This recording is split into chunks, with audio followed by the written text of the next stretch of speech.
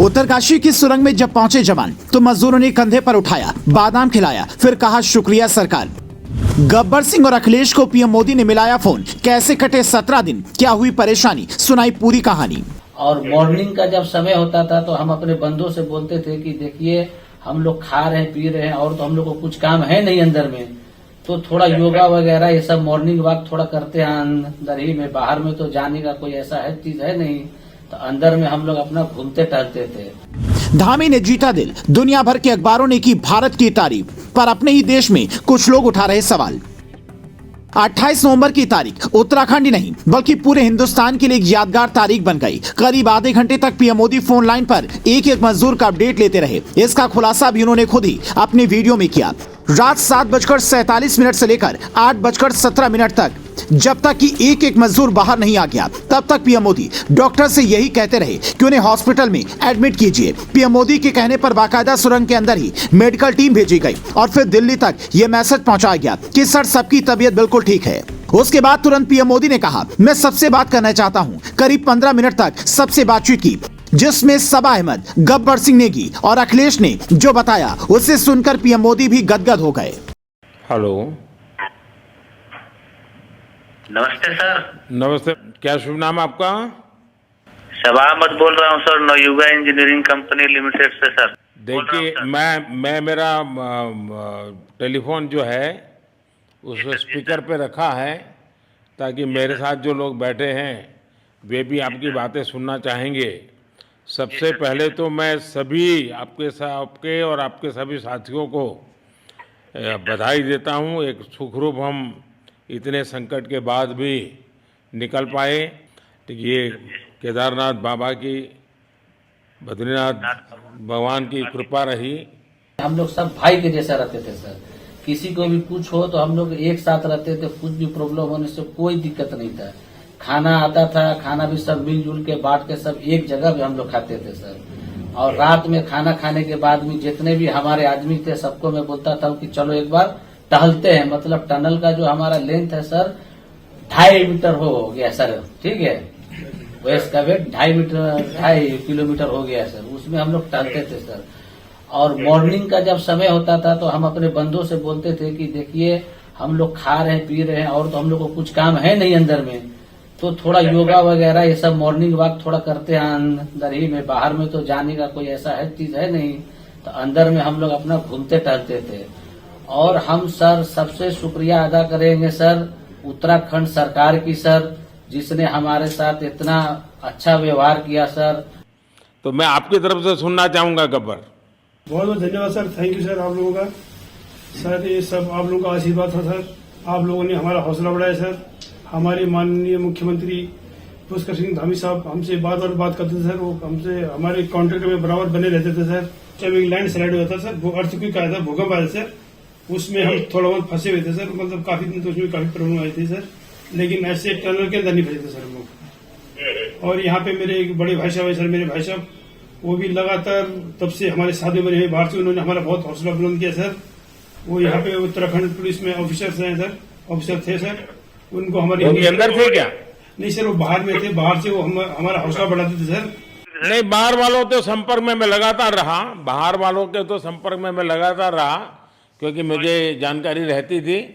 और मैं चाहूंगा साहब मुझे बताया कि आप सभी साथ में बैठे हो, क्योंकि मेरा पहला आग्रह था कि वहाँ सारी एम्बुलेंस वैन खड़ी रहे और सबको पहले एक बार हॉस्पिटलाइज किया जाए। लेकिन मुझे तुरंत डॉक्टरों ने बताया कि भाई इन लोगों की तबीयत इतनी बढ़िया है, ये लोग इतनी मस्ती से अंदर रहे हैं और इतनी हिम्मत है कि फिर मेडिकली तो कोई प्रॉब्लम ही नहीं है।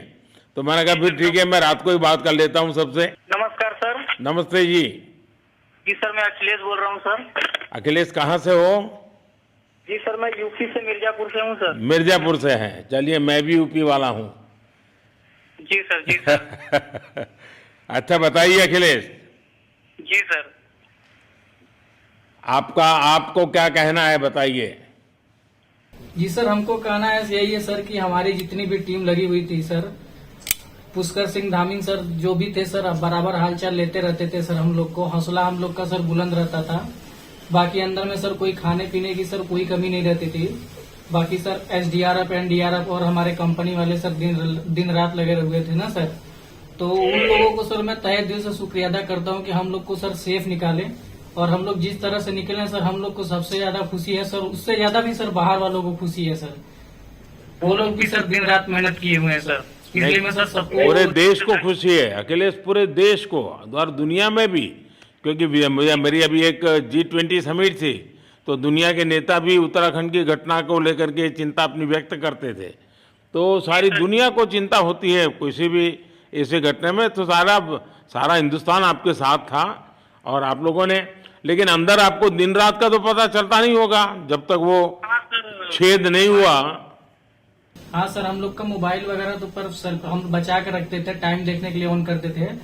बाकी सर उसके बाद कंपनी वालों ने सर हम लोग को सर मोबाइल वगैरह, चार्जर वगैरह हम लोग का प्रोवाइड करवा दिए, तो सर अच्छा सर फील होने लगा, फिर टाइम वगैरह का पता चलता था, फिर हम लोग सर थोड़ा मनोरंजन भी करने लगते, फिर थोड़ा मन हम लोग का हल्का होता था सर। बाकी घबराहट वगैरह किसी को हुआ नहीं सर, किसी को प्रॉब्लम नहीं है सर। 41 मेंबर जो है ना सर टोटल सेफ हैं सर। नहीं, मुझे जब वो पहली बार छेद कर करके चीजें भेजना शुरू किया तो मुझे लगा कि अब हम संभाल पाएंगे, क्योंकि तब तक मुझे चिंता थी, क्योंकि इसमें सबसे बड़ा जब सूर्य का प्रकाश नहीं मिलता है तो स्थिति बिगड़ना शुरू हो जाती है। वही सर है ना सर। बाकी सर सभी टीमों ने सर बहुत अच्छा कार्य किया सर, जितने भी गवर्नमेंट से लेके सर आपका उत्तराखंड सरकार से सर पुष्कर। अखिलेश निकलने के बाद परिवार से बात हुई क्या? जी सर, फैमिली वालों से बात हुई थी सर। हाँ, क्या कह रहे हैं? फैमिली वाले बोल रहे थे सर अच्छा है, जो भी हुआ अच्छा हुआ।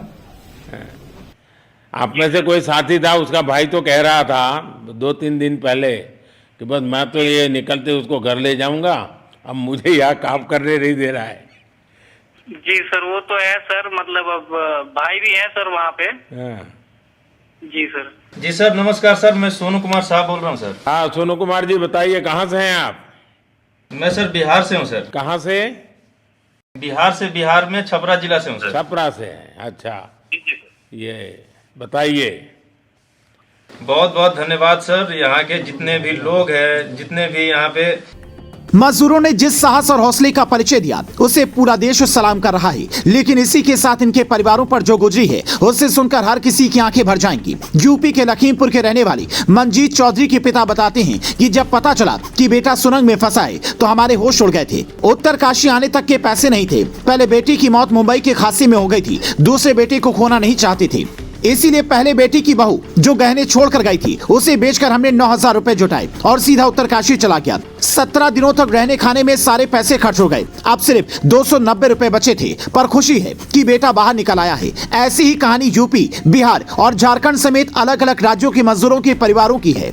इसीलिए सरकार ने इनकी हालत को देखते हुए सारे मजदूरों को 20 दिन की छुट्टी और 1 लाख रुपए की आर्थिक मदद देने का ऐलान किया है, ताकि इनकी स्थिति थोड़ी सुधर सके।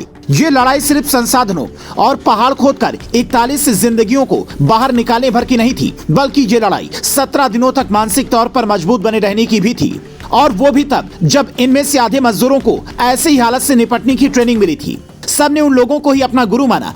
शुरुआती 7 दिनों तक तो इन लोगों ने ये भी आस छोड़ दी थी कि खुली हवा में भी कभी सांस ले पाएंगे, क्योंकि ना तो उनके पास टाइम देखने का कोई साधन था, ना ही दिन रात का पता चल रहा था, और ना ही खाने को पर्याप्त कुछ मिल पा रहा था। लेकिन उत्तराखंड सरकार और केंद्र सरकार ने जिस तरह से मिलकर इस ऑपरेशन को अंजाम दिया उसकी तारीफ दुनिया भर की मीडिया संस्थान कर रही हैं। पर अपने ही देश में कुछ लोगों को इस बात से पीड़ा हो रही है कि हम चांद पर चले गए, लेकिन मजदूरों को निकालने में 17 दिन का वक्त कैसे लग गया। ऐसे लोगों को आप क्या जवाब देंगे, आप खुद ही बताइए।